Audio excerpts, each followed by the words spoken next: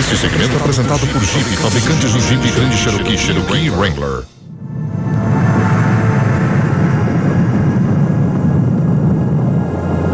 This machine defies the laws of nature. It can accelerate to 25,000 miles per hour. It has placed human beings on the surface of another world. It has transformed the way we communicate, the way we wage war, even the way we see our own small planet. The rocket has changed our world and given us a whole new future.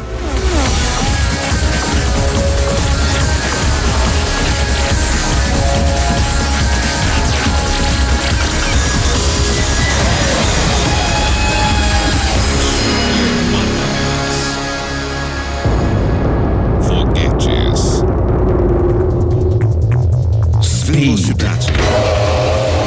and power, man's never-ending obsession.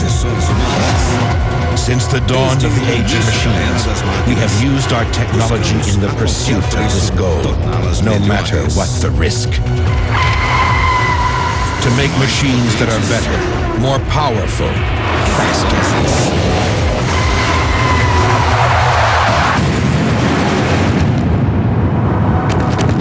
There is one machine that remains unequaled. Nothing can surpass the power, speed, and sheer beauty of the mightiest machine ever made, the rocket.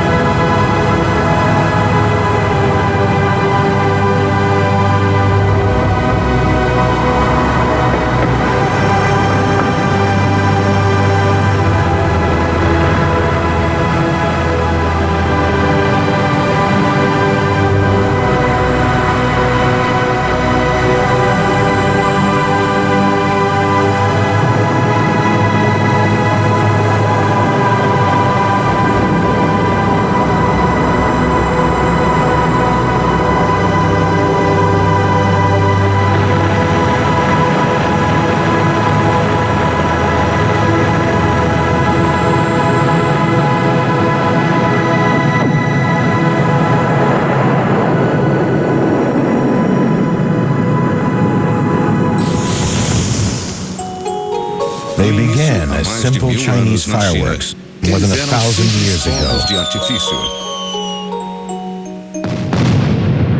Today, the rocket is the ultimate high-tech machine. 10, 9, 8, 7, 6, 5, 4, 3, 2, 1, ignition.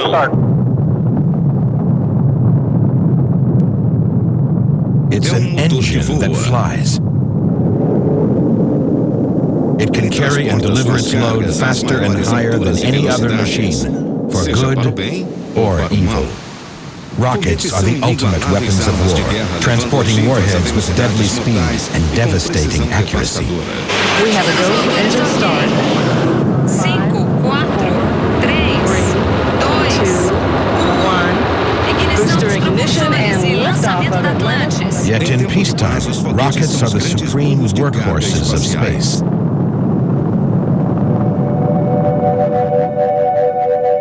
The rocket has given us access to space, opening up new worlds and changing our planet forever.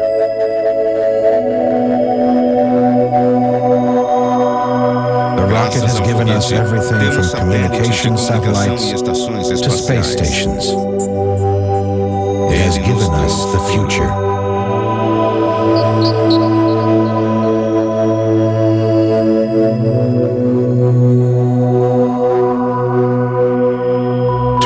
Into space, rockets must defy an almost overwhelming force.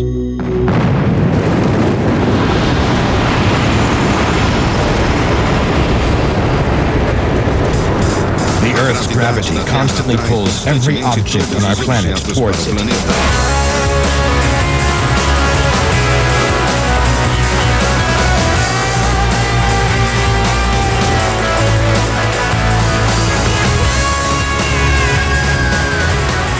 Unlike an airplane, A rocket has no wings to provide lift. Instead, it uses brute force to push its huge mass straight up. To break the Earth's gravitational pull, it must accelerate to 7 miles per second.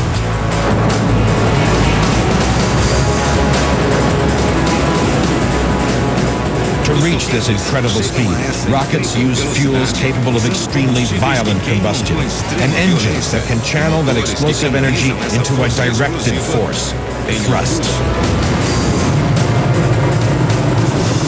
During the rocket's evolution, getting the perfect balance between explosive power and controlled thrust has involved trial and a lot of catastrophic error.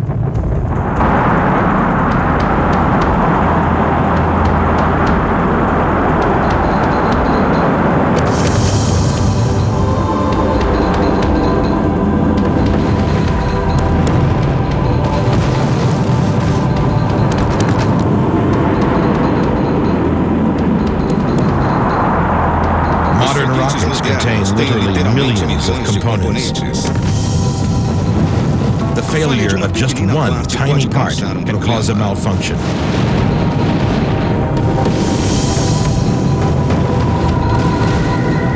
With thousands of tons of violently explosive fuel on board, there are no second chances.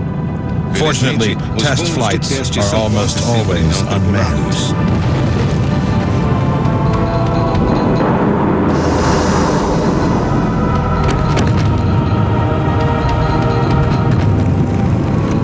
To succeed, a rocket must be versatile and cost-effective, designed and built specifically for the task at hand.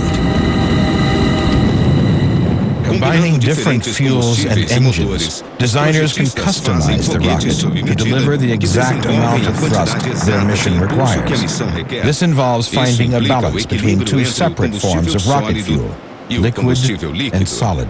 The difference between solid propulsion and liquid propulsion in the area of rockets is that in solid propellant rockets, the fuel and oxidizer in a solid form are completely mixed inside the motor case of the vehicle.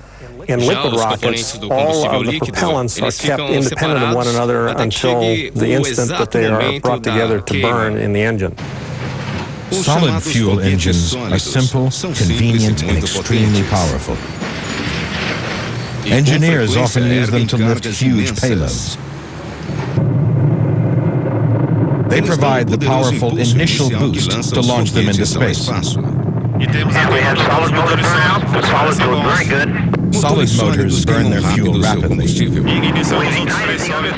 When they are burned out, they must be discarded to save weight. The sheer might of solid-fuel rocket engines lies behind the success of the world's most sophisticated spacecraft.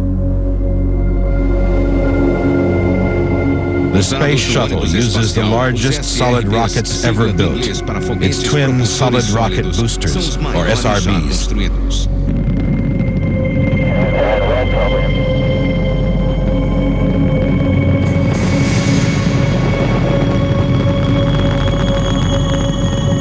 Fixed on either side of its giant external tank, the solid rocket boosters produce 3/4 of the force required to lift the 800-ton craft from the launch pad into orbit.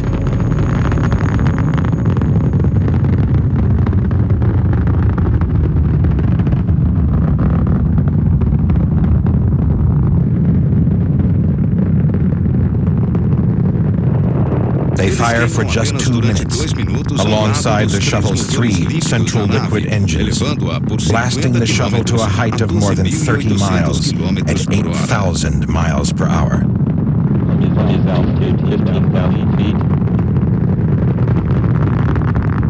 The SRBs produce more power than 44 jumbo jets at full throttle.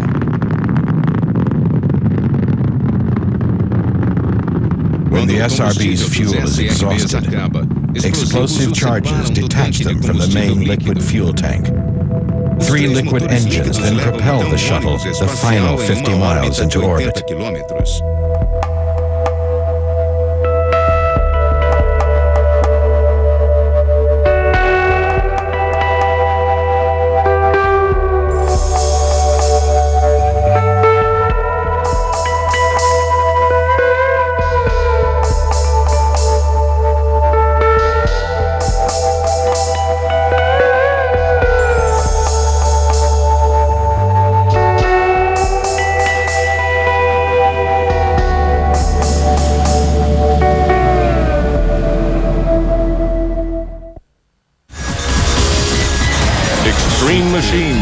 return on Discovery Channel.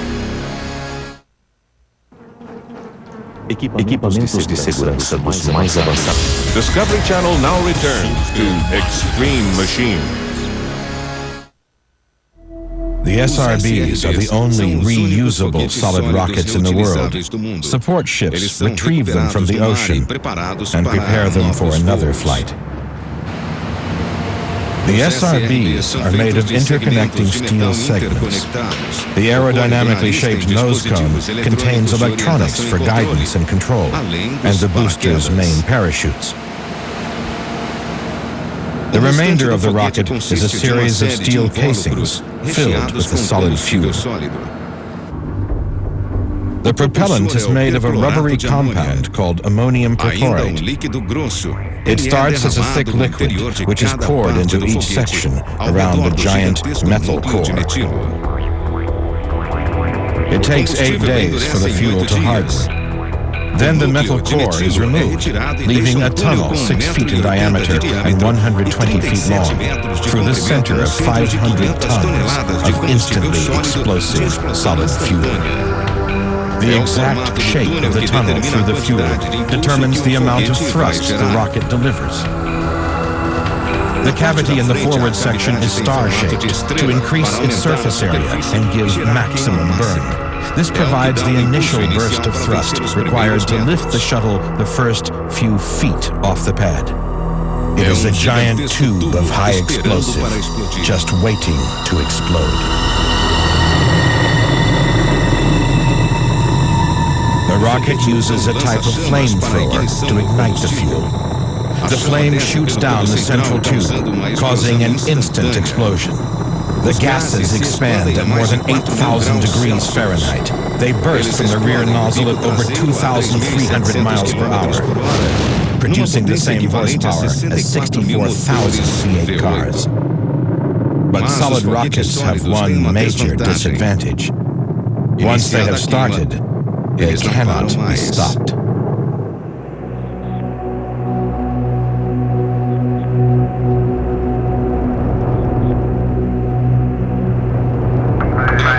Números 10, 9, 8, 7, 6. Ignição dos motores principais. 4, 3, 2, 1 e lançamento! Lançamento da 25ª missão do ônibus espacial. Ele deixou a torre. Entendido, Challenger. On January 28, 1986, powered by these incredible rockets, Space Shuttle Challenger lifted its 7 crew members into the skies. Just 73 seconds into Challenger's flight, disaster struck.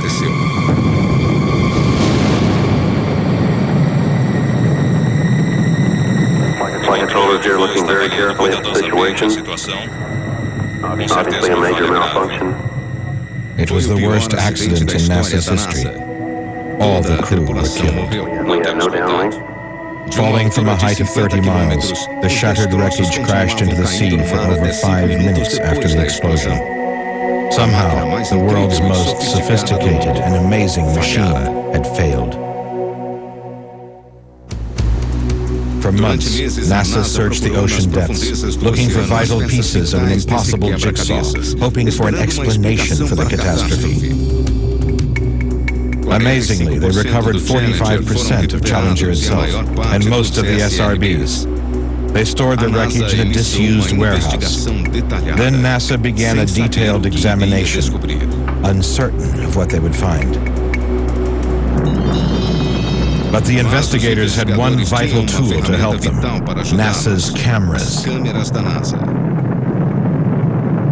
Studying Challenger's doomed liftoff, they quickly noticed something unusual. When its boosters ignited, a puff of black smoke was clearly seen emerging from a lower joint. As the shuttle sped higher, flames began licking the side of the giant external tank. The Challenger's solid fuel rocket booster was leaking gases at 8,000 degrees. Examination of the wreckage confirmed their suspicion. The Challenger's right booster had a giant hole burned right through it. But why had the booster leaked? Where the segments of the boosters meet, thick rubber O-rings form a gas-tight seal. NASA's inquiry revealed that hot gas had damaged the O-rings on 12 previous shuttle flights, but with no malfunctions. This time, something was different. It was the weather. On the day of Challenger's launch, the temperature had plunged to just 36 degrees, 15 degrees colder than on any previous launch. Ice had formed on the pad overnight. It had also frozen the booster's rubber O-rings. The freeze made them tough and inflexible. At the moment of ignition, they leaked, and Challenger was doomed.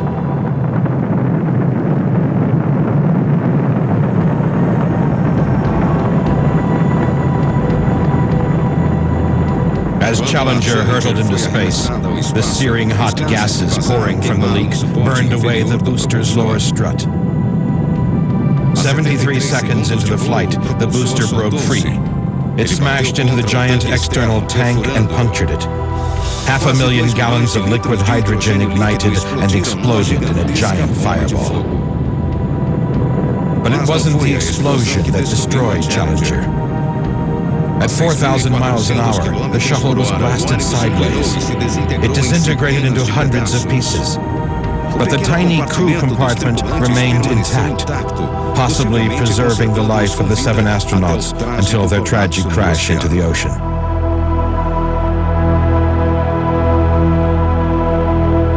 Until that day, the United States had dominated the space race for almost 30 years. Now the field was open, and the competition moved in. The launching business is becoming more and more competitive every day. The Europeans, the Americans, the Chinese, the Russians, they're all playing in the launch vehicle game. It's no longer just government payloads, it's now commercial payloads. Satellite technology has fueled our insatiable hunger for instant communication and up-to-the-minute information from around the planet. And that hunger has initiated a new era in the history of space exploration, the race to make space pay.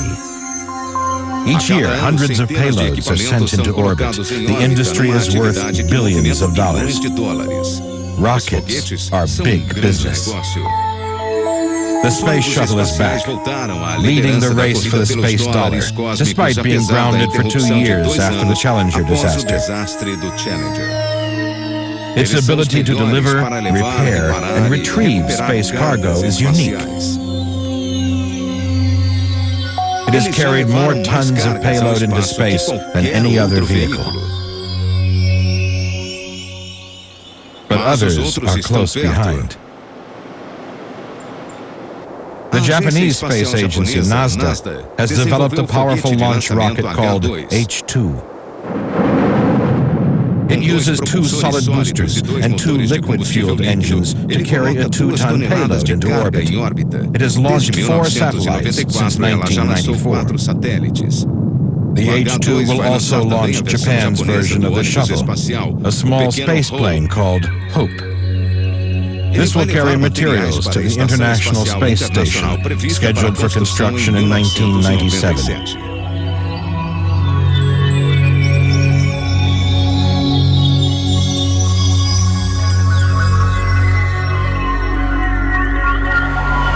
But the strongest competition is from Russia. They have thrown all their energy and resources into the new space race. This launcher was originally used for Buran, the Russian copy of the American space shuttle. They call this rocket Energia. It stands 200 feet tall. Its 8 engines generate more than 4,000 tons of thrust. This is the most powerful rocket ever built. In 1987, Energia smashed all launching records. It lifted a massive 100 tons of payload, 3 times the maximum capacity of the shuttle, and far more even than the mighty Saturn V that pushed men to the moon.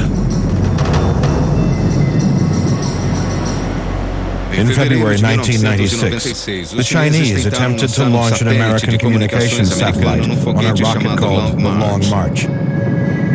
Only a few seconds after liftoff, it veered wildly off course and nosedived towards the southwestern province of Sichuan. It crashed directly into a nearby village of several thousand people. Nearly every building was completely destroyed.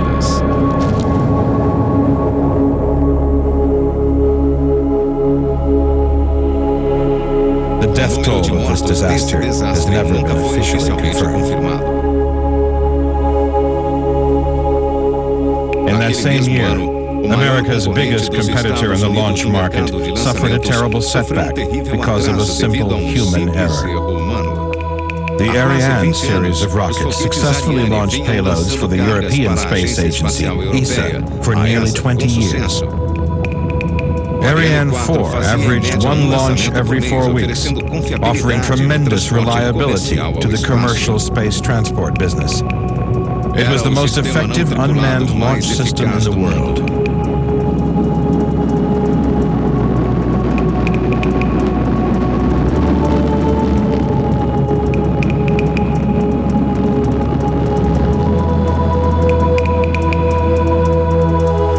In June 1996, ESA unveiled its star attraction, a rocket they hoped would take them into the lead in the launching market.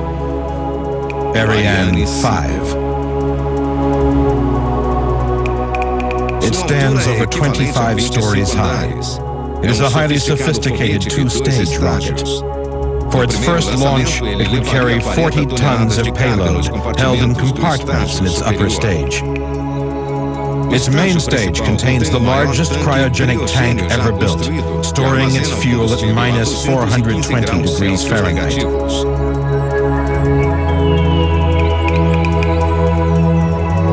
It burns 160 tons of liquid hydrogen and oxygen, channeled through just one engine. As with the space shuttle, solid propellant boosters provide the majority of its takeoff thrust, 80% of the power needed to lift it off the pad. They intended it to be the crowning moment in European space history.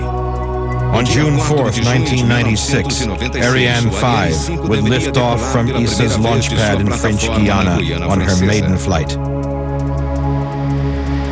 À tous de deux, attention pour décompte final.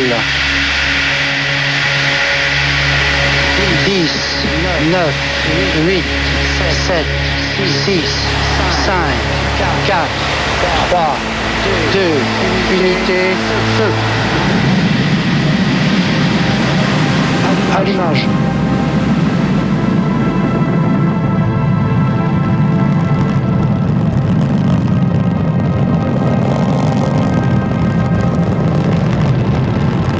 On board Ariane 5 was over $6 billion worth of equipment, representing 10 years of international research.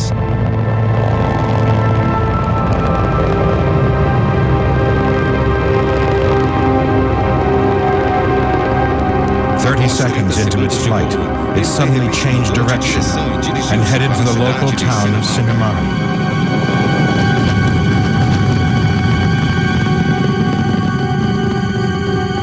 As the rocket exploded, hundreds of tons of rocket parts and toxic chemicals rained down on the jungle. It is very difficult to make a rocket perform perfectly. A rocket is a very complex system, which many elements and subsystems, and all of them must work perfectly when required. And in our life, in our business, we either have 100% success or 100% failure. There is nothing in between.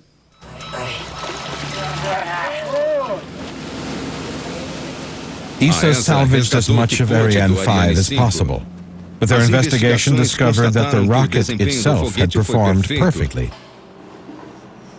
The problem lay in the computer code that operates it. Rockets navigate using inertial guidance systems controlled by onboard computers. Both computer guidance systems on Ariane 5 had failed. The reason was simple human error. engineers had accidentally loaded computer software from Ariane 4 into Ariane 5. Soon after liftoff, the onboard computer instructed the rocket to turn too quickly, and it veered dangerously out of control. But the computer knew something was wrong, and to prevent disaster on the ground, it destroyed itself in midair.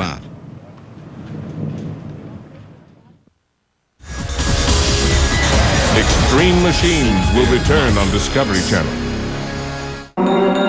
Eles vivem em um planeta coberto 80% de água. Discovery Channel now returns to Extreme Machines. For amateurs and scientists alike, space has always been the ultimate dream. In 1963, at the height of the Cold War, Kennedy set the greatest challenge in history. I believe that this nation should commit itself to achieving the goal before this decade is out of landing a man on the moon and returning him safely to the Earth. To achieve this seemingly impossible task, America turned to a man who just 20 years earlier was a mortal enemy. The father of all modern-day rockets, Wernher von Braun. Von Braun had been Germany's foremost scientist. In 1944, Hitler commissioned him to develop a weapon that could win Germany the Second World War. It was Germany's ultimate secret weapon, a liquid-powered rocket called Vengeance, better known as the V-2. Each V-2 carried a deadly one-ton warhead. In just a few months, over 3,200 rockets were fired at London. No defense was possible.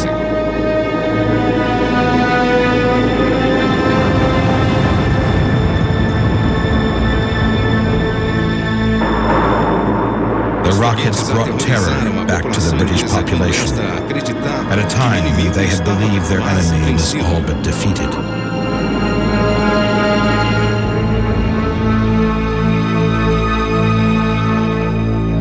Previous rocket designs had used a single fuel stored in one large tank.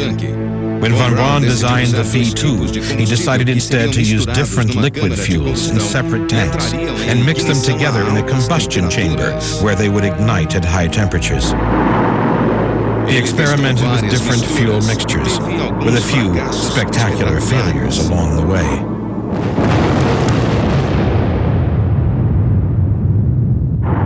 But he succeeded in producing one of the world's most devastating new weapons.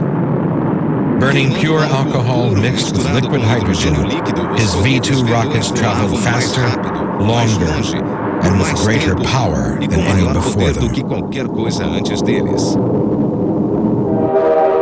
But unlike Hitler, von Braun had other ideas for his machine. When Germany fell, he fled with his rockets to America. The Cold War had begun. Russia and the U.S. eyed each other with increasing suspicion and hostility. They began to develop ever more powerful and sophisticated rockets and missiles. Space was the new battlefield. But the price was high.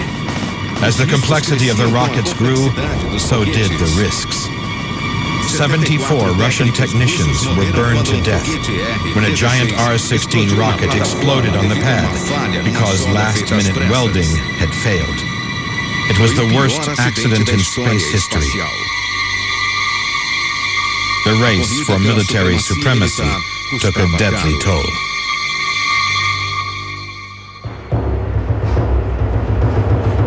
But that did not stop the scientists.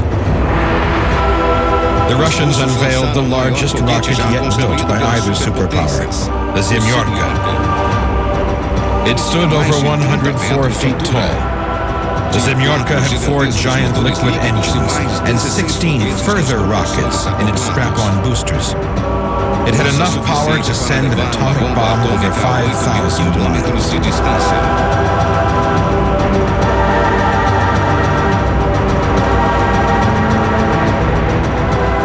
in the end, this red giant delivered a peaceful blow. On October 4th, 1957, a small satellite called Sputnik sent out an alarming message to the U.S.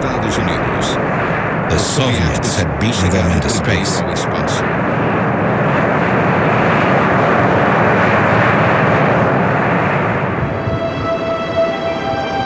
To prove to America just how close they were to manned spaceflight, just 5 weeks later the Russians once again used the giant Semyorka, this time to launch the first living creature into space, a small terrier called Laika. The dog's reaction to the weightlessness of space provided vital information.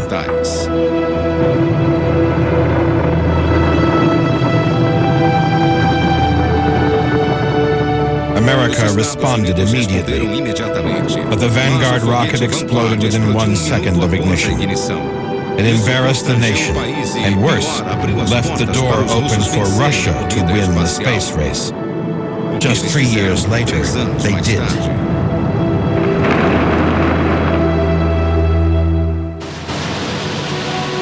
On April 12, 1961, cosmonaut Yuri Gagarin prepared himself to enter the history books. He was about to become the first human being to enter orbit in the tiny capsule of his Vostok 1.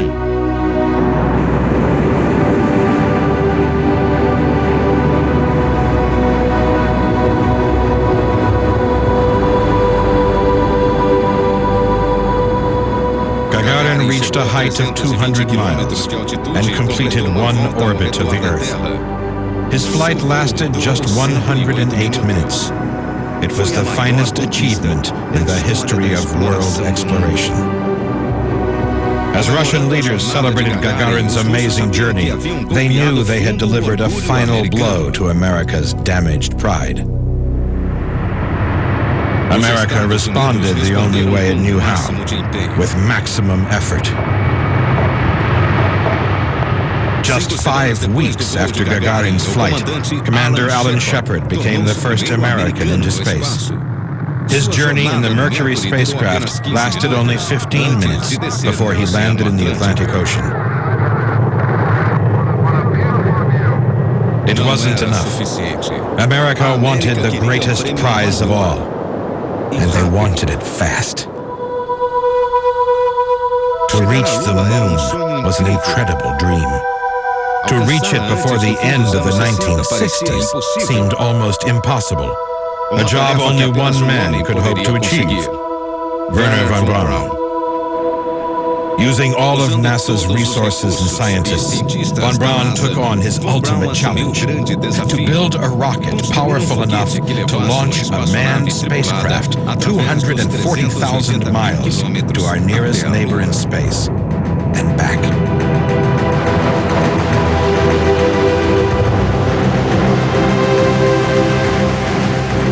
In just 6 short years, he did it. He created the most powerful and complex machine ever built, the mighty Saturn V.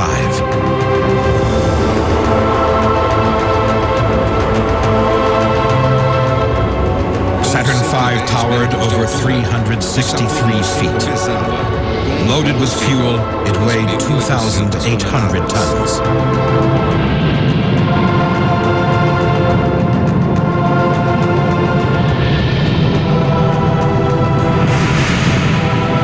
It carried its precious cargo of 3 astronauts in a tiny capsule in the nose.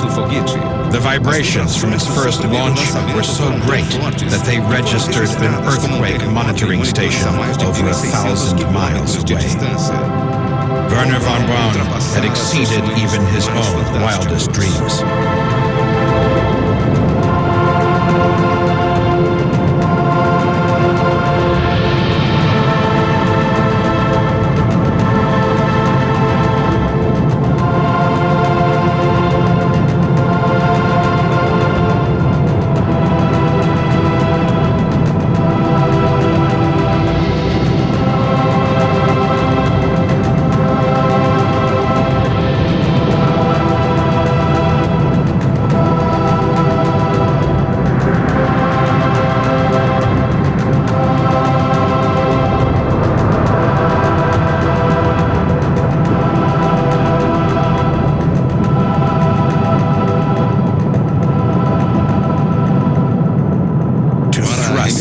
titanic weight into space, the Saturn V had 3 separate stages.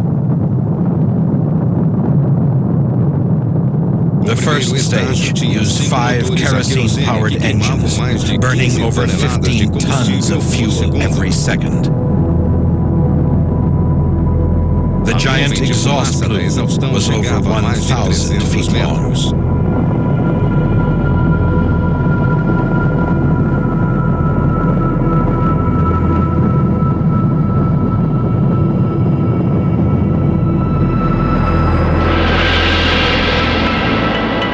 But its upper stages set the Saturn V apart from any other rocket before it. Stages 2 and 3 had the first ever engines powered with liquid hydrogen and oxygen. They were the only way for a manned capsule to break the powerful grip of the Earth's gravity. Saturn V traveled 250,000 miles in 3 days, and finally delivered its precious payload safely to the surface of the Moon. Kennedy's dream had become a reality. In 13 launches, the Saturn V carried 27 astronauts on Apollo missions to explore the Moon.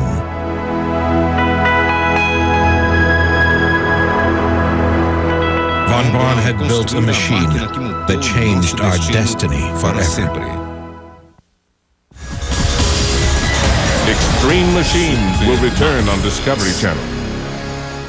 Extreme Machines. Saturn V's liquid hydrogen engine was the first, but not the last. Its direct descendants are the engines in one of the most sophisticated machines the world has ever seen, the Space Shuttle. You see those 3 engines ignite on launch day. You see that fire go into the flame trench. When you actually see the raw power coming out of the tail end of these things, and you see that thing lift off and defy gravity, not only do you see them, but you can actually feel these pressure waves bouncing off your chest. The Space Shuttle's 3 main engines are the world's only reusable liquid rockets. Each engine develops 12 million horsepower, releasing enough raw energy on liftoff to supply 10,000 homes for a month. They're designed to last for 55 flights.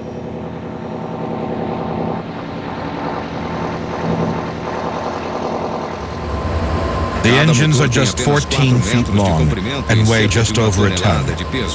This rocket engine is the most powerful and sophisticated of its size ever built. To achieve its awesome power, the engine forces enormous volumes of fuel at extreme pressures into a combustion chamber just 10 inches across. To do it, it uses the most powerful turbo pumps in the world. This is the high-pressure turbo pump. This is the heart of this engine. When this engine is firing, this is where the serious action is taking place. It is only slightly larger than a car engine. But this pump delivers as much power as 28 locomotives.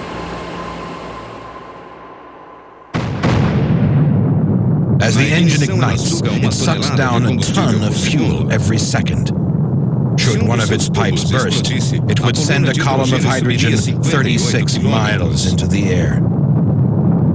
It forces the fuels into the tiny combustion chamber, where they explode at more than 6,000 degrees, hotter than molten iron.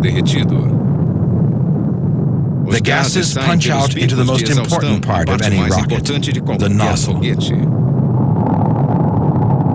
The nozzle is the business end of any rocket. What it does is it takes the energy being created in the main combustion chamber, transforms and focuses that into pure thrust.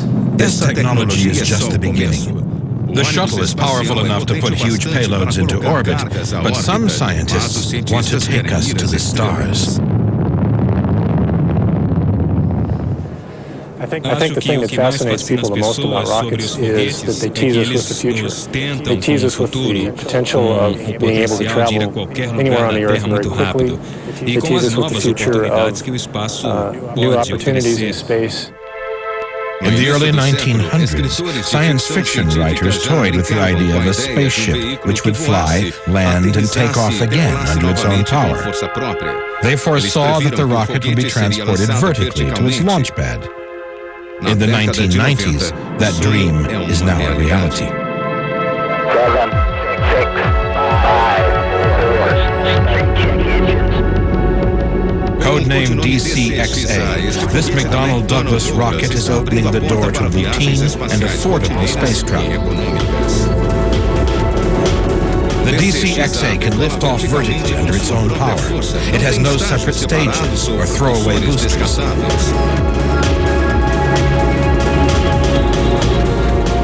It is a giant flying fuel tank. It burns 90% of its takeoff weight in its first 3 minutes of flight.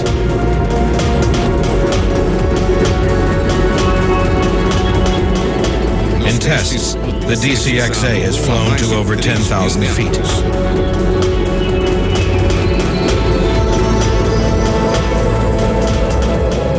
It can maneuver and fly in almost any direction with amazing versatility.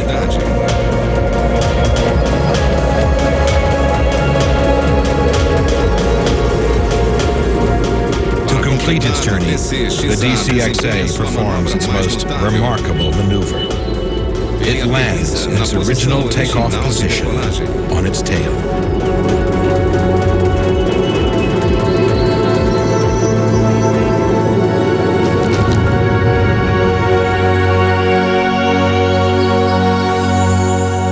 It can be ready to fly again in just 24 hours. The ground crew control the DCXA by computer from a nearby trailer. It takes just 15 crew to prepare and launch it. The space shuttle needs more than 30,000. Its secret lies in its super lightweight construction. The oxygen fuel tanks are built in Russia using the lightest of metals, lithium. The hydrogen tanks are made of epoxy, the same material used in bulletproof vests.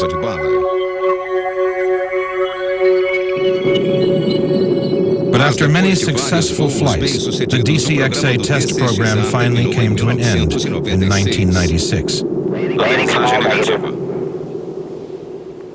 Engine out. Coming over.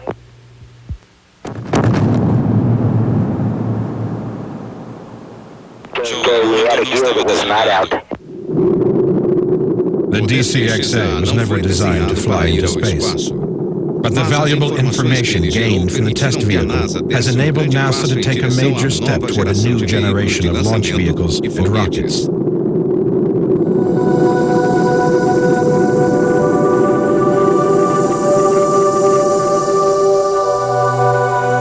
This is the Venture Star.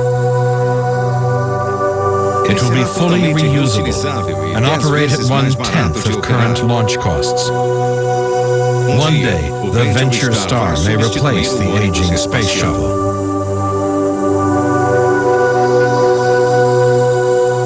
It will also use a new breed of engine, the most efficient rocket ever designed, the Aerospike.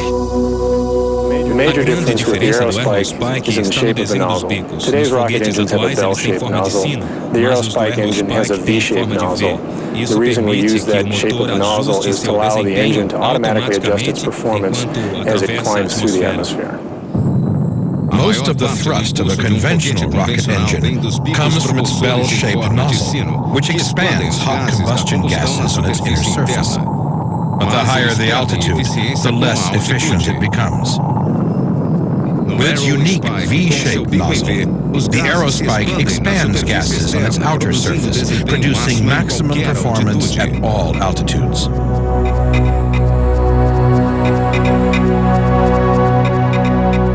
The Venture Star will use 7 Aerospikes, stacked side by side to create one giant power source. Their enormous thrust will enable it to launch unaided. But even the super-efficient Aerospike still depends on burning chemical fuels. Engineers are already testing totally new systems of propulsion, rockets that can provide constant power for the long periods needed to travel further out into the solar system. In NASA laboratories, scientists are testing a new type of rocket engine, the nuclear-powered ion drive. It generates an electric force field that can produce velocities twice as fast as current rocket engines. To test the ability of the ion engine to endure interstellar space travel, the engine is mounted in a vacuum chamber and run continuously for 8,000 hours, almost one whole year.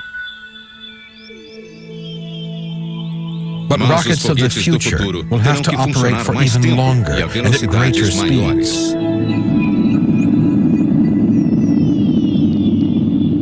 A design for a spacecraft called Daedalus uses nuclear power in a very different way. It injects millions of tiny atomic bombs into space behind it, one after another. This starship design could reach 1/10 the natural speed limit of the universe, the speed of light. For the first time, we could explore far beyond our solar system. Other craft may even leave their power source at home. The laser sail is propelled by the power of a laser beam from a base near the sun. The giant 200-mile sail tows a tiny spacecraft at very close to the speed of light. The original V2 flew just a few tens of miles across the English Channel.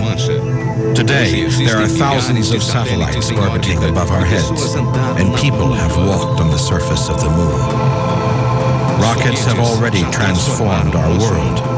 One day, they will take us to worlds we have never even imagined.